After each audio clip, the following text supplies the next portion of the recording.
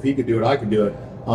You know what, dude? Now that you mention that, like when I was in high school, poker was all over ESPN, man. Yeah, no, like back in 04, 05, 06. Came out. It was like celebrities were playing.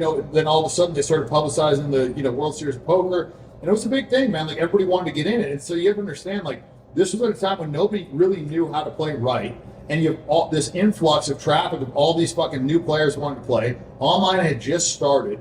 There's no real training programs. So, the best you could hope for is like Doyle Brunson's Super System. It's like you read a book of some fucking old time guy that, made fucking most of his money probably like, with a fucking friend, like, marking cards and shit or whatever. Like back then, those like cheating was a lot more like socially acceptable part of the game.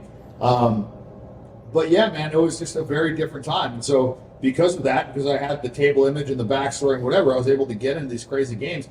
And it wasn't that I was actually at the time, like if you ask people back then, like I was actually pretty good for back then. I wasn't like the best, but I was pretty good. Like now I wouldn't be fucking like nearly as good as these kids that are like studying the fucking solvers and the tables. You know what I mean? Like the game's evolved a lot, right?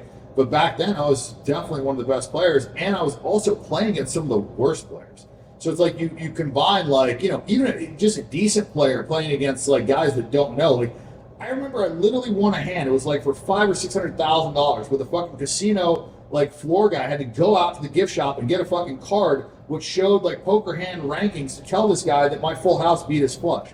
Like literally, like wow. We were arguing at the table. This guy legitimately didn't believe that a fucking full house beat a flush. Like it was craziness. That's what I'm saying. Like that would never fucking happen today, ever. Not even like the 1-3 game.